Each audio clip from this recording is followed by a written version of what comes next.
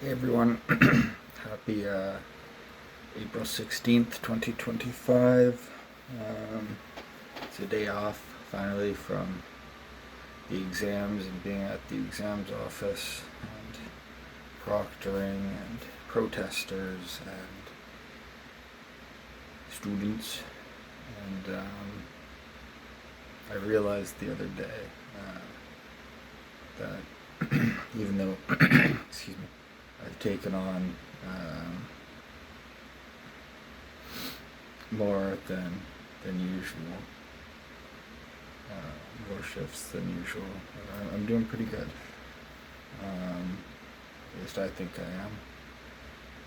And one of my goals was to take on more, and so far I've only missed one shift, and that was completely by accident because I just slept through the alarm. Having a drink that night, several, didn't help, but it was an accident. I wasn't planning on skipping out or using it as an excuse. And honestly, I've been doing pretty good, pretty well in terms of not drinking either, or smoking.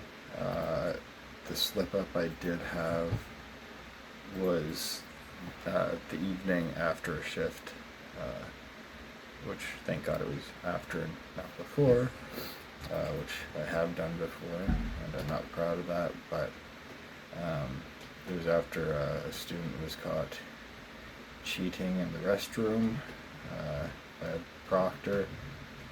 Wasn't even in I'm a man, obviously. He wasn't even in the stall, he was at the urinal cheating, and they were already allowed to cheat sheet, which makes it all the more frustrating. And you know, I'll usually give a warning. It wasn't me who caught them. If it's a soft science, sociology, psychology, something like that, unless it's higher level, master's, graduate, PhD, etc. But when it comes to engineering, nursing, healthcare related fields, I have no sympathy and have to, there's no warning, because lives are at risk. If those people get into a position where they could have a position or design a bridge that could kill people or administer the wrong medication or a lethal antidote, that sort of thing. You get where I'm going.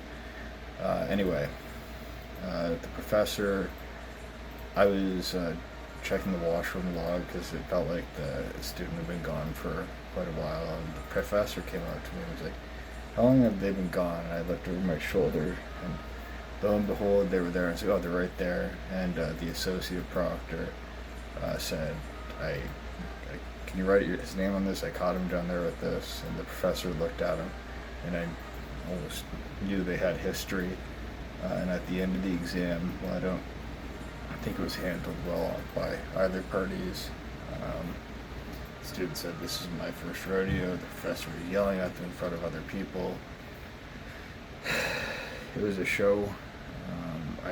I had said not long ago, probably on a video that I recorded and then deleted, that I wanted to see someone held accountable for their actions through cheating by a head proctor or professor. And they were, and it was messy, and I wish I hadn't seen it.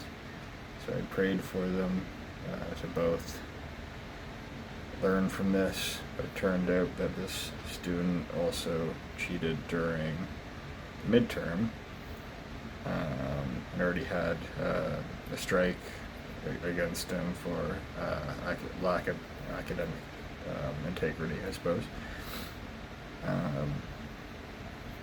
And yeah, anyway, so that was a mess, and I ended up drinking that day because I'm pretty sure I dissociated because during the yelling I could tell that I was shaking, even though I wasn't the one being yelled at. And I remember telling the professor, just deep breath, serenity now, like serenity. It's like, I caught him before, and I said, yeah, I know, and I understand, like, they already had cheat sheets, and that seemed to rile him up more. And then I remember getting my coat, and then I was at the coffee shop, and I was like, what the hell? I was like, of course, I dissociated. I just wasn't expecting it. Thankfully, I was halfway through the slowest line, Tim Hortons line in the country. But so, and then on my way home, I got alcohol and cigarettes, and then went to bed, and obviously missed the next day. I make no excuse. I just slept through the alarm. And then the other day I was having a bit of a struggle. Excuse me.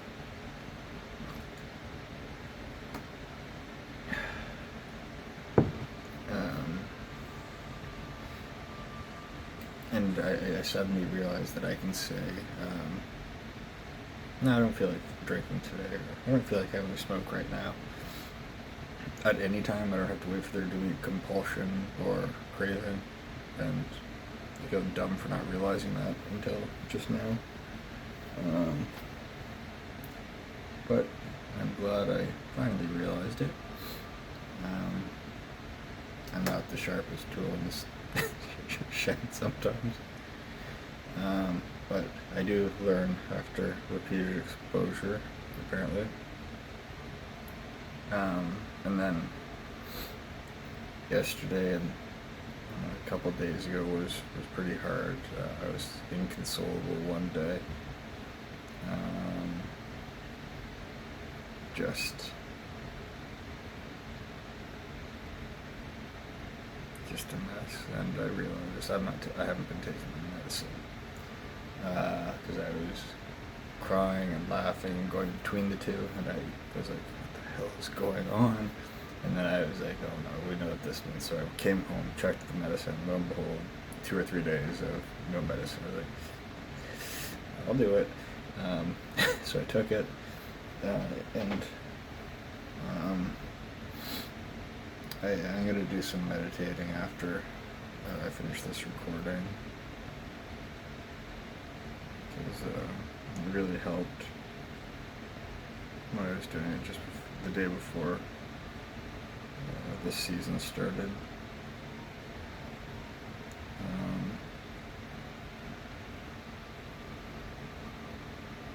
I've been seeing a German Shepherd. I think his name is Dende.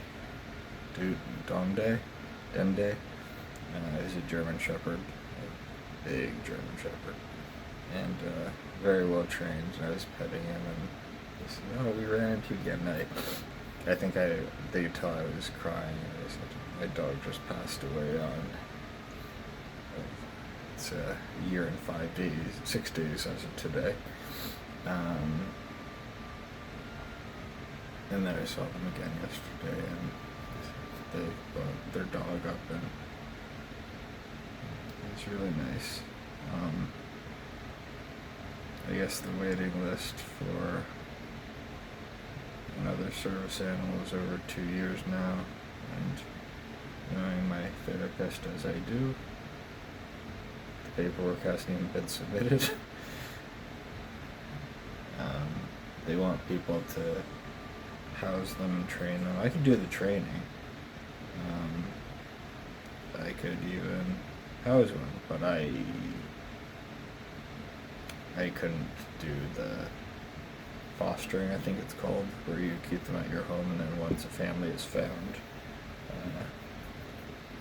or a person in need is found, they're given to them. I wear my heart on my sleeve, and I connect very deeply when I do, which is rare. But animals they're like little parasites, and they get in my heart, and then I don't want to let them go. And it would be a mess, and then I would really go downhill. Losing one dog is enough, so no inclination to repeat that. What else is there to say? Oh, I was thinking today after I got out of the shower that I haven't been doing that well with my routines or schedules since you passed away, Jack, and it's been a year. So that is not good. I'm playing Final Fantasy 14 still. And even though I'm struggling, I'm doing a little better. Picked up some of these things to help with those things. Because it drives me nuts. And I get wound up by loud noises. But I'm still here.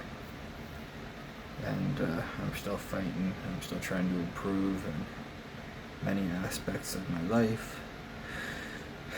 I wish you were here to share it and see the changes.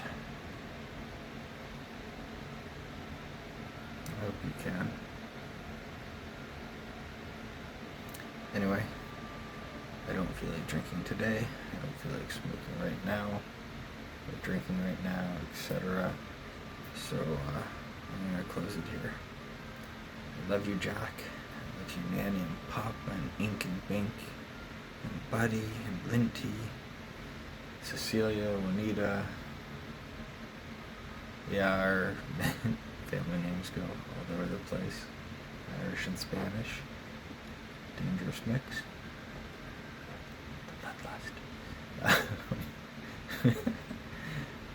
Anyway, as you can tell, I'm still not quite myself, but thank you for listening. I wish all of you a wonderful day.